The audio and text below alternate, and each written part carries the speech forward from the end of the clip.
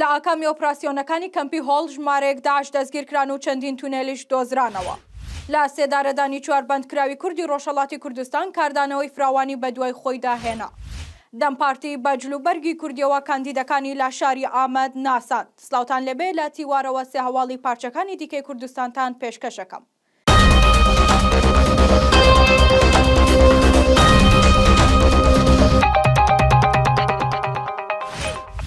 لە ئەنجامی قۆناغی سێامی ئۆپراسیۆنی مرۆڤایەتی و سەقامگیری کە 27 ئەم مانگا لە دژی شانە نووسووەکانی داعش لە کەمپی هۆڵ ئەنجامدرا، چەکدارێکی داعش دەستگیر کرا و ژمارەیەک تونێلیش دۆزرانەوە. هەروەها لە سێەم ڕۆژی ئۆپراسیۆنەکە 21 کەسی دیکە دەستگیر کران. لە ئۆپراسیۆنەکەدا چەندین کەلوپەلی سەربازی وەک جانتا و ماسکی سەربازی، ئامێری هەڵکۆڵینی خەندەق و ژێرزەمین دۆزرانەوە. سەبارەت بەم پرسا فەرهاد شامی و تەبێژی هێزەکانی سووریای دیموکرات ئاماژەی بەوە کرد. ئەو چەکدارەی داعش کە دەستگیرکراوە لە کەمپەکەدا بەجلی ژنانەوە بووە.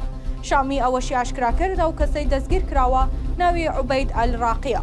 ئەو تەبێژەی هەسەدا و تیژی کەمپی هۆڵ زۆر لە زیندانی سینا مەترسیدارترە، چونکە منداڵانی کەمپەکە یاری بە پاشماوەکانی جەنگ و خەندەق لێدان و ڕەبایەت دروستکردن دەکەن و لەسەر ئەو هزرا ڕادەهێنرێت. لە سێدارەدانی چوار بەندکراوی سیاسی کورد کاردانەوەیکی فراوانی لەلایەن چالاکوانان و ڕێکخراوەکانی مافی مرۆڤەوە لێکەوتەوە. پاش لە سێدارەدانی محەممەد فەرامەرزی، محسن مەزلوم، پژمان فاتحی و وەفا ئازەربان، ڕێکخراوی مافی مرۆڤی ئێران داوای لە کۆمەڵگەی نێودەوڵەتی کرد تاکو بێدەنگی خۆیان لە هەمبەر ڕەوتی لە سێدارەدانەکانی کۆماری ئیسلامی بشکێنن.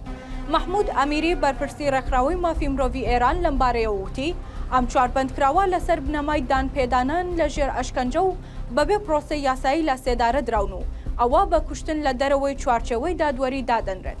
کا پێویستە خامنەی و دەسەڵاتی دادوەری کۆماری ئیسلامی لەم کوشتنانە بەرپرسیار بکرێت.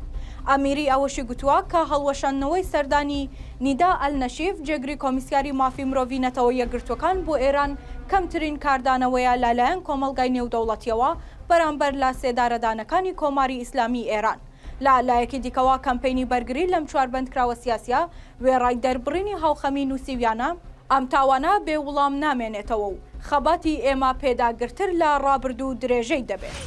پارتی گەلانی کوردستان ناسراو بە دەمپارتی لە شاری ئامەدی باکووری کوردستان بە دروشمی دەماژن ڤیناژن ڕێوڕسمێکیان بۆ ژنە کاندیدەکان بۆ شارەوانی شارەکانی باکووری کوردستان بە زمانی کوردی، زاری کرمانجی ژوور و جلی کوردیەوە بۆ کاندیدە ژنەکان ڕێکخست.